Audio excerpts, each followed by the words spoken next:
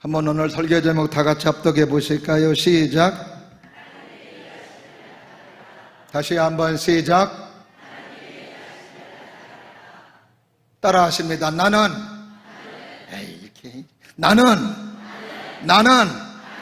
하나님의 일하심을 나타낼 자다. 할렐루야. 내가 어떤 존재라고요? 하나님의 일을 나타낼 사람. 오늘 교동문에서도 예수 생명을 나타내는 사람.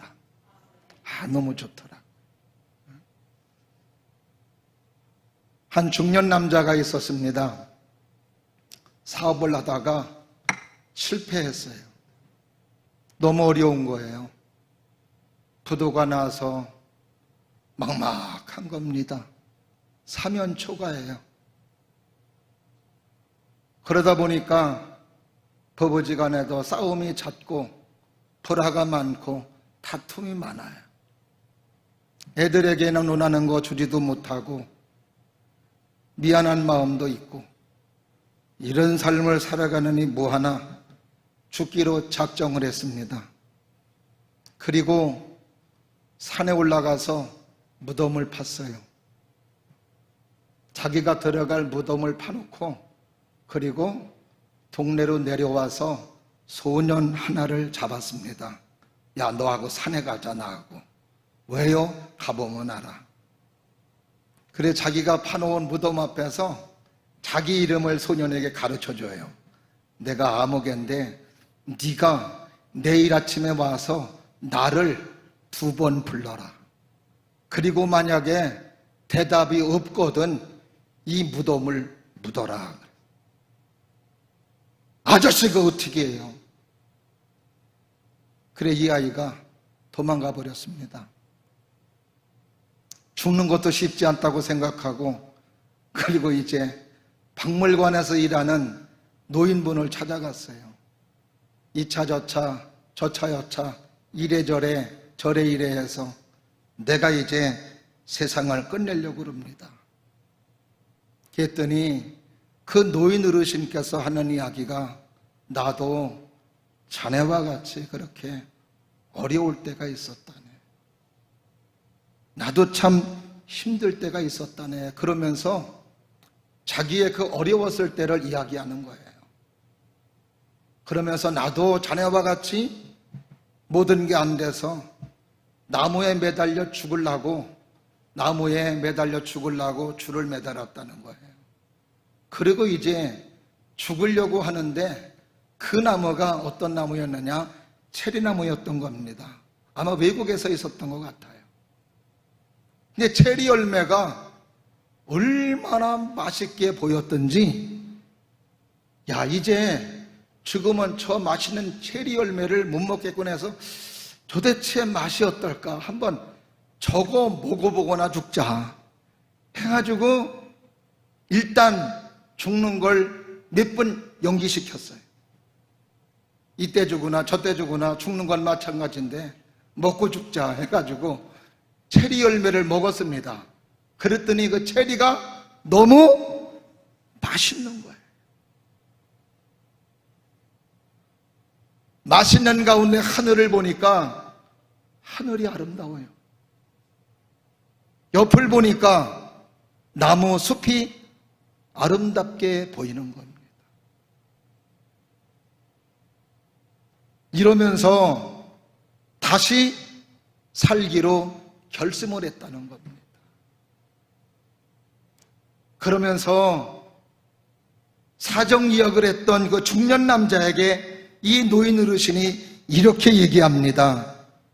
철 따라 찾아오는 사계절, 아침 저녁으로 떠오르는 태양과 둥근 달, 빛나는 하늘의 별, 공중에 날아다니는 새의 지저김, 흐르는 물소리, 바람 따라 돛을 떠있는 하늘의 뭉게구름, 이토록 하늘과 땅 그리고 깊은 바닷속까지 희귀하고 멋있는 생물들이 짝을 짓고 살아가는 모습을 볼 때 얼마나 아름답고 살맛나는 세상인가.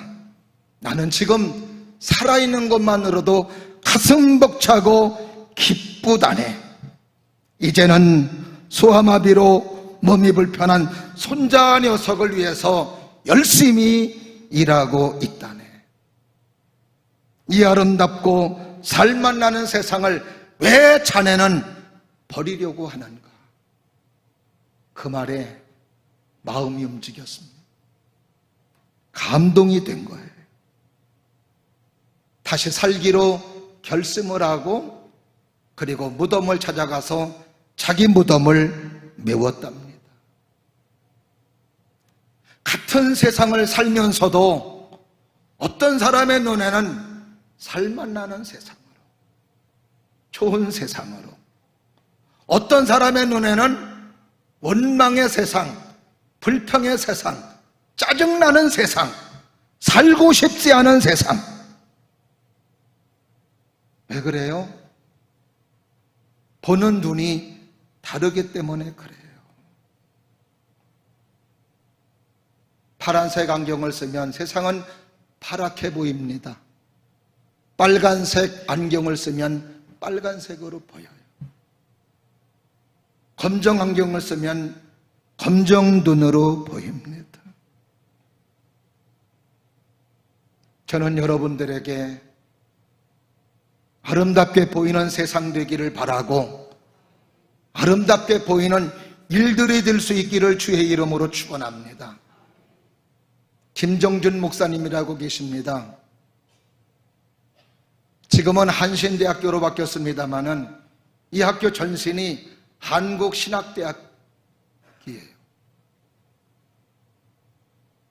근데 이분이 초대 학장을 지내신 분인데 이분이 일본서 유학을 하고 그리고 김천에서 처음에 목회를 했습니다. 부활절 설교 때 설교를 준비하다가 쓰러지셨어요. 각혈을 하고. 근데 그게 사망 선고나 다름없는 폐결핵이었던 것이었습니다. 그것도 병원에 입원할 때는 몰랐습니다. 마산 국립요양소에 들어갔을 때 거기에서 내가 걸린 결핵이 사망 선고와 같은 결핵이구나. 들어갔더니 6등급에 해당되는 병실을 주는 거예요. 근데 그 병실은 바로 공동묘지 환자방이었던 겁니다. 이제 죽음의 선고를 받고 죽을 날짜만 기다리는 그런 병실이었던 거예요. 바로 옆에 시체실이 있습니다. 의사가 쓰고 내는 이야기를 들었습니다. 저 사람 기껏 살아야 3개월이라고. 그래도 3개월밖에 살지 못한다고는 이야기를 들었을 때 낭만하기보다는 그래도 나에게는 죽어도 하나님의 나라가 있고 천국이 있으니 그 3개월 동안 열심히 좋은 일 한번 해보자 하면서 그 병원에서도 열심히 섬기는 일을 하는 거예요. 그러면서 하나님 앞에 감사하며 생명 주심에 감사하고 예수 믿은 것에 감사하고 천국 있음에 감사하며. 근데 또 한 사람이 있습니다. 역시 목사님이셨어요. 이 사람은 늘 정죄하는 사람이고 판단하는 목사님이셨어요. 국이 나오면 왜 국이 짜냐, 왜 싱겁냐, 맹탕이냐, 밥이 되냐 지르냐, 저 간호사는 왜 저 모양이냐, 왜 친절하지 못하냐, 저 의사는 왜 실력이 없냐, 고치지 못하냐, 늘 그런 거예요. 그러니까 그 사람은 어디로 직행했을까요? 같은 병실이 어디 옆이라고 그랬어요? 시체실 옆이라고 그랬어요. 바로 시체실로 갔어요. 그러나 김정준 목사님은 3개월밖에 사시지 못한다고 했으나 하나님 앞에 감사하고 은혜를 기억하고 사랑을 기억하고 하나님은 그에게 은혜를 주시사 치료해 주셔서 1948년도 11월 30일에 태어난 겁니다. 그 목사님은 다시금 하나님께서 덤으로 주신 생명이라고 여기며 그날을 두 번째 생일로 여기시면서 열심히 하나님을 섬기시며, 그래서 한국신학대학 초대학장이 되셨고, 한국신학대학을 거쳐서 연세대학교 대학원장을 지내시고 후학들을 가르치고, 그리고 우리가 즐겨 부르는 찬송 9장, 하늘에 가득 찬 영광의 하나님, 온 땅에 충만한 존귀하신 하나님, 생명과 빛으로 지혜와 권능으로 다같이 언제나 우리를 지키시는 하나님, 성부와 성자와 성령 삼위의 하나님, 우리 예배를 받아주시옵소서. 할렐루야. 그 찬송을 지어서 하나님께 영광 돌리시며 하나님의 부름받은 귀한 목사님이십니다. 오늘 본문의 말씀은 나면서부터 소경되었던 사람, 그 사람이 예수님 때문에 치료받고 고침받은 사건이 오늘 본문의 말씀입니다. 유대인들은 날 때부터 소경된 이 사람, 누구의 죄 때문에 이렇게 소경이 되었습니까? 유대인들은 모든 질병, 가난, 연약한 거, 이거다 하나님 앞에 범죄한 죄의 결과라고 여겼던 것이 유대인들의 보통 생각이었습니다. 날 때부터 소경된 이 사람도 역시 마찬가지로 하나님 앞에 어떤 죄가 있기에 이 사람이 날 때부터 이렇게 앞을 보지 못하는 사람으로 어렵게 살아가고 있습니까? 그런데 예수님께서 하시는 이야기가 참 너무너무 멋져요. 이게 오늘 본문 3절 말씀입니다. 다 같이 앞서 가실까요? 시작. 예수께서 대답하시되 이 사람이나 그 부모의 죄로 인한 것이 아니라 그에게서 하나님이 하시는 일을 나타내고자 하시니라. 따라하십니다. 하나님이 하시고자 하는 일을 나타내고자 함이라. 할렐루야. 저는 여러분의 삶에 어려움이 있을 때 그 어려움 때문에 좌절하지 않고 낙심하지 않기를 바라며, 그 어려움들이 오히려 하나님의 하시는 일을 나타내는 사람, 하나님의 일하심을 나타낼 수 있는 하나님의 일터인 줄로 믿으시기를 주님의 이름으로 축원합니다. 이게 하나님의 사람들에게 당하는 고난 속의 축복인 거예요. 그 고난과 어려움은 나를 그 고난으로 인하여 원망하게 만들고 불평하게 만들고 좌절하게 만들고 실망하게 만드는 것이 아니라 그 일들을 통하여 하나님의 역사를 나타내고 하나님의 존재를 드러내고 하나님의 일하심을 나타낼 수 있는 하나님의 역사의 현장임을 하나님께서는 해주시기 위해서 나의 삶에 이런 일이 있다고 믿으시기를 바라며, 그 믿음으로 승리하며 살아갈 수 있는 주님의 사람들이 될 수 있기를 주님의 이름으로 축원합니다. 어떻게 할 때 하나님의 일하심을 나타낼 수 있는가? 나같이 연약한 존재가 어떻게 하나님의 일하심을 나타내며 하나님의 역사를 나타낼 수 있는 소중한 사람이 될 수 있을까? 첫 번째가 따라 하십니다. 주님의 관점을 가지라. 주님의 관점 가지시기를 주의 이름으로 축원합니다. 오늘 본문의 말씀에도 지금 이 아픈 사람을 바라보는 사람, 두 부류의 사람이 나와요. 한 부류는 이 사람이 누구의 죄 때문에 이런 하나님의 저주가 임했느냐, 같은 눈을 가져도 보통 사람 같으면 앞을 보지 못해서 더듬적거리며 삶을 살아가는 사람을 볼 때 참 안타깝다. 불쌍하다. 얼마나 어려울까?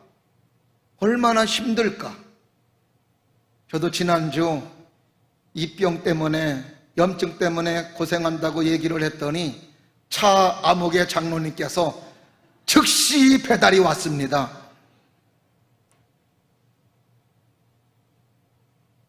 또 우리 집사님 한 분이 이 병에 좋은 약이 있습니다 그러며 바르는 약도 주셨어요. 다 났어요. 얼마나 좋은지 몰라요. 말하는 것도 편하고. 이 병 하나 난 것도 이렇게 불편하고 어려운데 앞을 보지 못한다고 그럴 때 얼마나 불편하겠어. 참 딱하구나. 참 안 됐다. 보통 사람 같으면 이렇게 보는 게 정상인데 오늘 본문에 나오는 한 부류의 사람은 이 사람이 도대체 누구의 죄 때문에 이런 하나님의 저주가 임했느냐고. 교통사고 현장에 교통사고가 딱 나면 세 차가 오죠. 가장 먼저 달려오는 차가 뭐예요? 저 레카차가 가장 먼저 달려와요. 어떻게 알고 달려와? 레카차는 다른 데 관심 없어요. 얼마나 차가 부서졌나, 내가 끌고 갈 견인차 어떤 차인가, 그것만 봐요. 두 번째로 오는 차 경찰차입니다. 경찰은 뭐 봐요? 누가 잘못했나, 누가 가해자고 누가 피해자인가, 이거 봐요. 그 다음에 무슨 차가 와요? 구급차가 와요. 구급차는 뭘 봐요? 환자를 보죠. 이 사람이 얼마나 다쳤나. 똑같은 현장인데도 이렇게 달라요. 레카차 운전수는 차만 보고, 경찰차는 가해자냐 피해자 이거만 보고, 구급차는 얼마나 다쳤나 이거 보고. 뭐 때문에 그래요? 관점이 다르기 때문에 그렇고. 오늘도 우리는 누구의 관점을 가져야 되느냐? 예수님의 관점을 가질 수 있기를 주님 이름으로 축원합니다. 예수님의 관점은 뭐예요?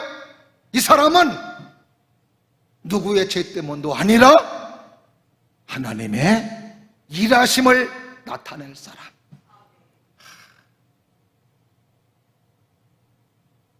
소설가 이청준 씨가 쓴 낮은 대로 임하소서라고 하는 소설이 있습니다. 그 소설의 주인공이 안유환 목사님이세요. 이 안유환 목사님은 이제 낮은 대로 임하소서 나중에 영화도 됐어요. 1982년도 한번, 그렇죠, 저 영화죠. 82년도에 나온 영화입니다. 소설의 주인공이 안유환 목사님이세요. 아마 여기에 보신 분도 계실 거예요. 제가 고등학교 졸업하고 나왔던 영화예요. 저 영화에서 그 안유환 목사님이 주님을 만나고 은혜를 받았을 때 그 윤복희 권사님이 부르는 찬양 너무 은혜스럽죠. 그는 나를 만졌네, 내 영혼을, 나는 그를 느꼈네, 그 숨결을. 그는 나를 버리지 아니하고 나는 그를 떠나지 아니하리. 주의 사랑이 있으면 나 외롭지 않아. 주의 사랑 안에서 나 두렵지 않아. 할렐루야. 그러면서 고백했던 영화예요. 원래 안유환 목사님은 목사님의 아들이십니다. 목사님의 아들인데 아버지가 믿는 하나님 믿어지지를 않는 거예요. 형제가 열이에요.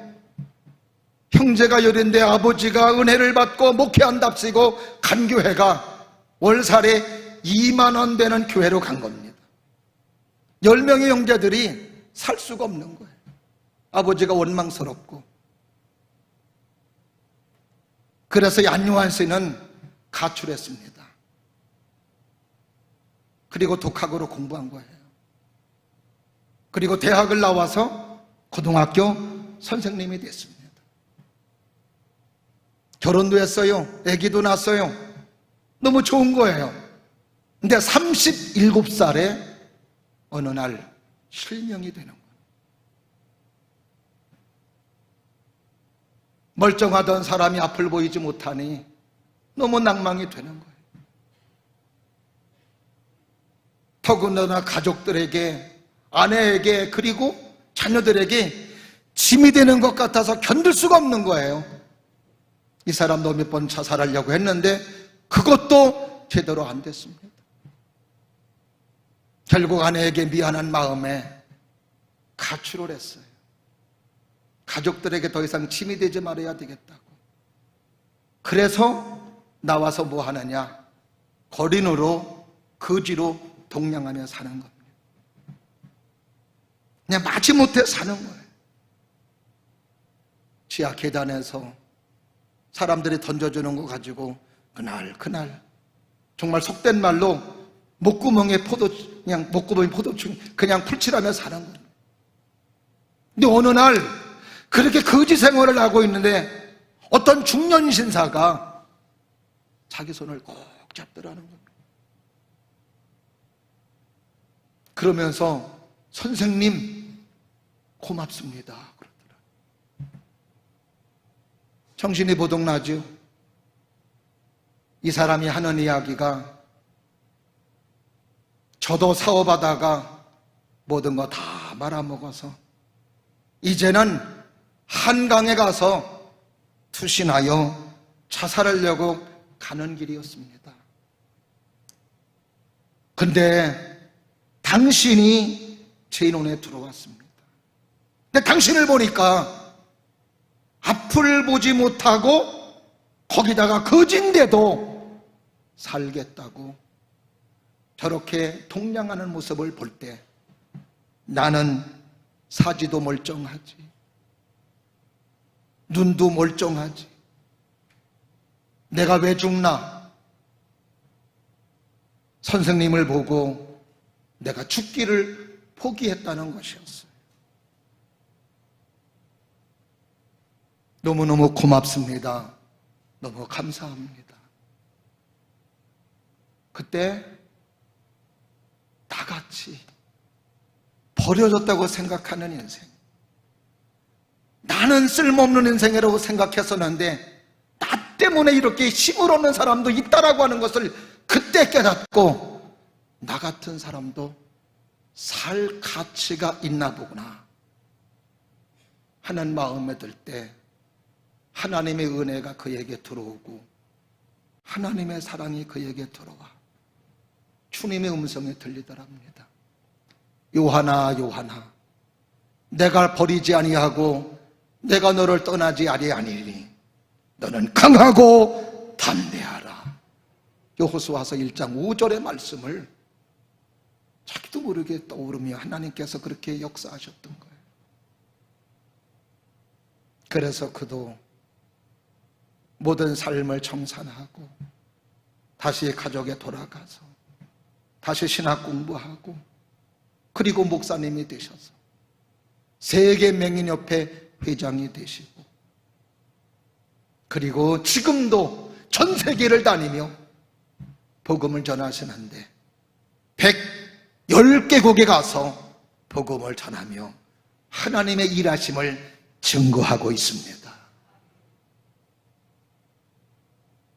자기도 자기를 버려진 인생으로 생각을 했었는데 하나님은 자기를 그렇게 버리지 않으셨다는, 자기를 바라보는 관점을 예수님의 관점으로 바꾸니 하나님의 역사가 있고 하나님의 일하심이 있고 하나님의 은혜가 있고 하나님의 사랑이 있고 하나님의 열매가 있는 줄로 믿습니다. 오늘도 이 믿음으로 살아갈 수 있는 우리 모두가 될 수 있기를 주의 이름으로 축원합니다. 그래서 오늘도 내가 소중한 존재이고 귀한 존재인 거예요. 하나님의 말씀을 듣고 예수님 영접하여 믿음으로 삶을 살아가는 한 나라는 삶은 축복의 존재이고 은혜의 존재라는 이야기. 하나님의 일을 드러낼 사람, 하나님의 일하심을 나타낼 사람. 두 번째로 하나님의 일하심을 나타내는 사람 어떤 사람이에요? 따라하십니다. 말씀에 순종하라. 말씀에 순종하는 거예요. 오늘 본문 6절 말씀을 한번 다 같이 한번 보십니다. 6절 시작. 이 말씀을 하시고 땅에 침을 뱉어 징은을 이겨 그의 눈에 바르시고 이르시되 실로암 못에 가서 씻으라 하시니. 자, 예수님께서 침을 뱉어서, 침을 뱉으니까 조금 불결한 생각이 들어요. 뭐 가래침을 핵 뱉었나? 그게 아니고 원문은 따라하십니다. 침을 묻히시고, 침을 묻히시는. 목이 물렸을 때 뭐 해요? 침 발라요. 이렇게 침 발라. 이렇게.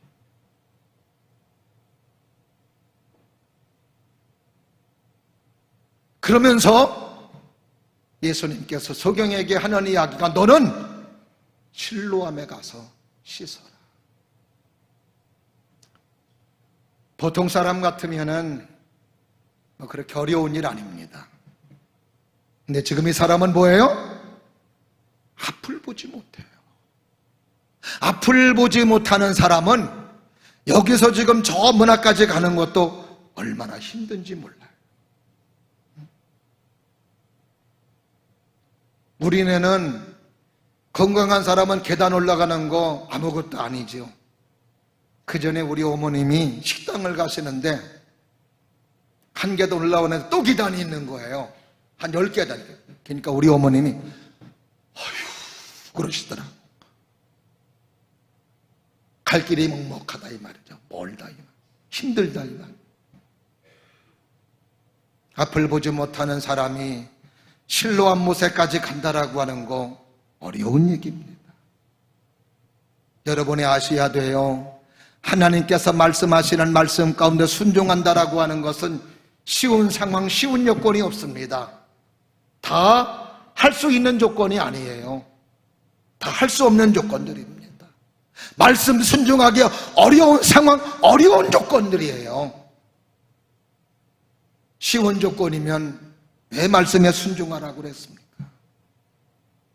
그러나 어렵지만 말씀에 순종하는 거죠. 힘들지만 말씀에 순종하는 거죠. 오늘도 나 눈 멀었는데요, 앞이 안 보이는데요, 반문하지 않아요. 가려고 애쓰고 가는 거예요. 할렐루야. 그랬더니 어떤 역사가 나타나요? 7절 후반부 다 같이 가서부터 시작. 이에 가서 씻고 밝은 눈으로 왔더라. 따라하십니다. 이에 가서 씻고 밝은 눈으로 왔더라. 할렐루야. 말씀에 순종하니 눈이 떠진 거예요. 말씀에 순종하니 하나님의 치료, 예수님의 일하심이 그의 신체 속에 나타난 겁니다. 그러니까는 여러분들이 신앙생활 하면서 특별히 주일날 오늘은 왠지 모르게 교회 가기가 싫으네, 이런 날은 여러분이 꼭 오셔야 돼요. 왜 아멘을 안 하세요? 오늘은 이상하게 교회가 싫으네, 교회 가기 싫으네, 아유 몸도 찌뿌둥하고 뻑떡지근하네, 이런 날은 더 가야 되는 거예요. 아멘. 오시면 은혜 받고, 오시면 열매가 있고, 오시면 응답받고, 오시면 축복이 되고, 이 말씀이 결정적인 순간에 떠오르기를 주의 이름으로 축원합니다. 그래요. 하나님은 그때 역사하시는 거예요. 그때.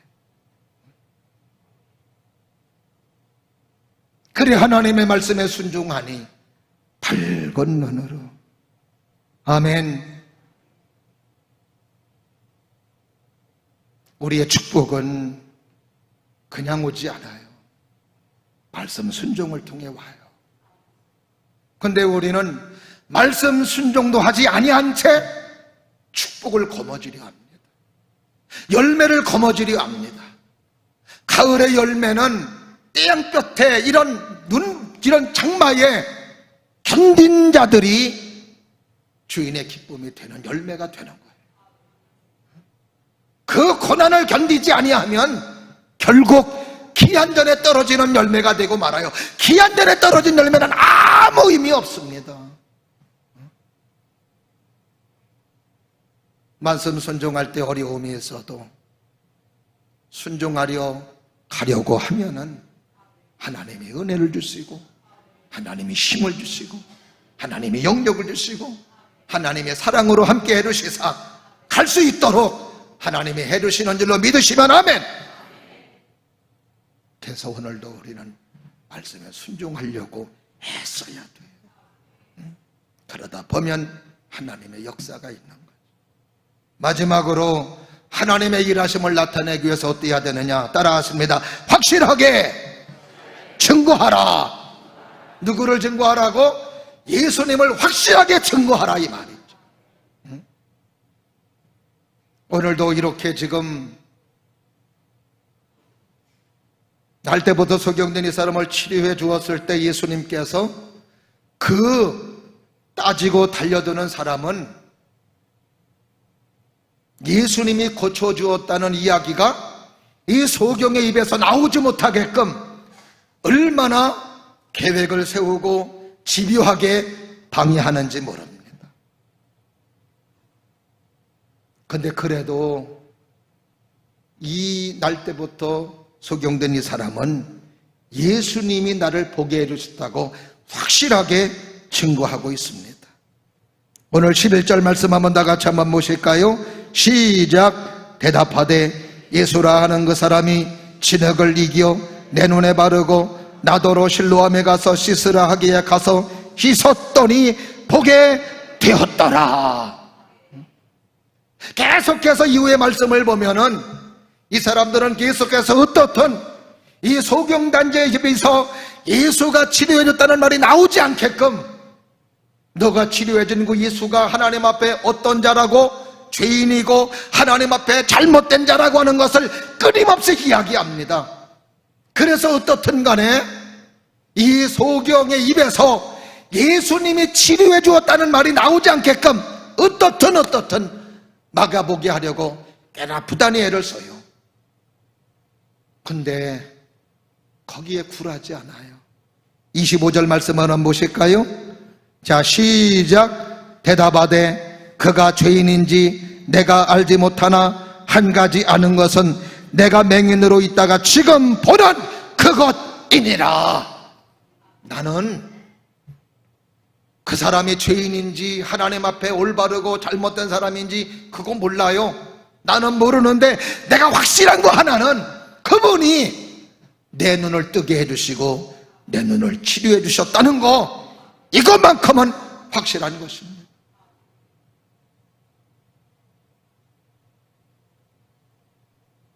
이 사람들의 부모도 불렀습니다. 부모의 입에서 예수님이 고쳐주었다는 이야기가 나오면 안 되니까 또 부모를 불렀어요. 그랬더니 부모한테는 당신 아들 눈이 떠졌느냐고, 그리고 그거 누가 떠졌느냐고, 뜨게 했느냐고. 그랬더니 이 사람이 뭐라 그러느냐? 뭐라 그러게요? 오늘 한번 말씀 보실까요? 21절부터 23절까지 한번 다 같이 한번 보겠습니다. 21절. 자, 20절부터 시작. 부모가 대답하여 이르되 이 사람이 우리 아들인 것과 맹인으로 난 것을 아나이다. 그러나 지금 어떻게 해서 보는지 또는 누가 그를 뜨게 했는지 우리는 알지 못하니이다. 그에게 물어보소서. 그가 장성하였으니 그가 이를 말하리이다. 자기는 모른다는 거예요. 근데 진짜 모를까요? 세상에 자기 아들이 갑자기 눈 떠져 왔는데 그거를 모른 척하는 부모가 어디 있겠습니까? 당장 물어보겠죠. 네가 웬일이냐? 어떻게 눈이 떠졌냐? 물어봐요. 물어보죠. 근데도 지금 뭐라 그래요? 누가 뜨게 했는지 모릅니다 그러는 거예요. 근데 이유가 23절 22절에 나와요. 뭐라 그럽니까? 22절 시작. 부모가 이렇게 말하는 것은 이미 유대인들이 누구든지 예수를 그리스도로 시인하는 자는 출교하기로 결의하였으므로 그들을 무서워함이더라. 유대교 출교가 무서워서. 그 당시 유대교 출교는 경제적 사형선고나 마찬가지죠. 모든 삶이 생활을 할 수가 없는 거예요. 그게 무서워서 자기 아들 치료해준 예수를 모른다고 부인하는 거예요. 근데 보세요, 맹인은 안 그래요. 누가 뭐라 그래도 그분이 내 눈을 뜨게 해주셨습니다. 결국은요, 예수님이 그에게 찾아오셔서 예수님 만나주시고 그의 삶의 은혜와 사랑과 평강으로 함께 해주시는 놀라운 역사가 그의 삶에 펼쳐지게 되었던 것이었어요. 누가복음 12장 8절에서 9절 말씀을 보면은 이런 말씀이 있습니다. 다 같이 합독하실까요? 내가 또한 너희에게 말하노니 누구든지 사람 앞에서 나를 시인하면 인자도 하나님의 사자들 앞에서 그를 시인할 것이요 사람 앞에서 나를 부인하는 자는 하나님의 사자들 앞에서 부인을 당하리라. 사람 앞에서 하나님을 인정하는 사람, 할렐루야. 어디에서든지 예수님을 증거하고 예수님을 자랑할 수 있는 여러분들이 될 수 있기를 주의 이름으로 축원합니다. 성경되었던 이 사람은 하나님의 일하심을 경험하고 어디에서든지 예수님의 사랑을 전하고 예수님의 능력을 전하는 하나님의 사람이 되었던 것이었습니다. 얄팍한 세상의 유익 때문에 믿음도 감추고 직분도 감추고 하나님의 사람이라는 것을 감추는 모습들을 너무나도 많이 봐요. 그러지 않기를 바라요. 어디에서든지 나는 하나님의 사람입니다. 예수의 사람입니다. 말씀의 사람입니다.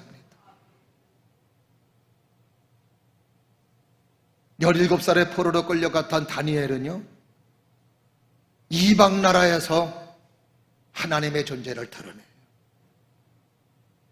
하나님의 은혜로 그가 왕의 신임을 받았을 때 그 느부갓네살에게 하는 이야기가 뭐라고 그러느냐, 당신이 지금 얻은 나라, 당신의 지위, 당신의 모든 영광, 하나님도 모르는 느부갓네살에게 하는 이야기가 하나님이 당신에게 주신 겁니다. 감히 얘기하는 거예요. 한번 다니엘서 2장 37절에 있는 말씀 다 같이 합독해 보실까요? 시작. 왕이여, 왕은 여러 왕들 중에 왕이시라. 하늘의 하나님이 나라와 권세와 능력과 영광을 왕에게 주셨고, 누가 줬다는 거예요? 하나님이 주셨다는 거예요. 이방인의 왕 앞에서도 자기가 섬기는 하나님을 자신 있게 말하는 사람. 지금 느부갓네살의 말 한마디로 다니엘은 목숨이 붙었다, 아니면 연결됐다, 아니면 떼어졌다 죽을 수 있는 그런 위기의 순간에서도요, 하나님을 말하는 거예요. 대단한 용기 아닙니까? 근데 그게 뭐예요? 믿음이에요. 그러니 하나님께서는 그가 거기에서 그냥 끝날 것 같지만 계속해서 느부갓네살 때 총리가 되고, 벨사살 왕 때 총리가 되고, 다리오 왕 때 총리가 되고, 또 고레스 왕 때도 총리가 되는, 무려 총리라고 하는 직임을 몇 년이 아니라 몇십 년을, 우리나라 국무총리 재임 기간이 몇 년인 줄 아세요? 국무총리 재임 기간이 1년 2개월입니다. 지금 한덕수 총리는 많이 해는 것 같아요. 근데 1년 2개월이에요. 근데 다니엘은 몇 년이 아니죠. 몇십 년이죠. 왜 그래요? 하나님을 드러내니까. 이방인의 땅에서도 하나님을 드러내니까, 주님을 드러내니까, 하나님의 역사를 드러내니까 결국 느부갓네살도 하나님을 인정하고 하나님을 믿는 믿음의 사람이 되고, 사자굴 속에 들어갔을 때 왕이 다리오 왕이었습니다. 다리오 왕 역시 마찬가지로 다니엘아, 네가 섬기는 하나님이, 네가 항상 말하는 하나님이 너를 구원했냐? 예, 그렇습니다. 우리 하나님의 사자굴에서 나를 건져주셨습니다. 결국 하나님을 이방 사람에게도 보여주므로 이방 사람의 왕도 하나님을 인정하고 따를 수밖에 없는, 이게 바로 오늘도 저와 여러분들이에요. 그러기 위해서 어때야 돼요? 오늘 말씀처럼 하나님의 관점을 가지세요. 말씀에 순종하세요. 그리고 끝까지 주님의 역사를 자랑하고 주님의 역사를 증거하세요. 감추지 마세요. 하나님이 치료해 주셨거든. 하나님 앞에 간증하시고 사람들에게도 간증하세요. 하나님이 치료해 주셨다고, 하나님이 역사해 주셨다고, 하나님이 은혜 주셨다고. 그러면 하나님은 여러분을 통해서 계속 하나님의 역사를 드러내고 하나님의 일하심을 드러낼 줄로 믿습니다. 이런 하나님의 은혜와 사랑이 여러분의 삶에 넘칠 수 있기를 주님의 이름으로 축원합니다.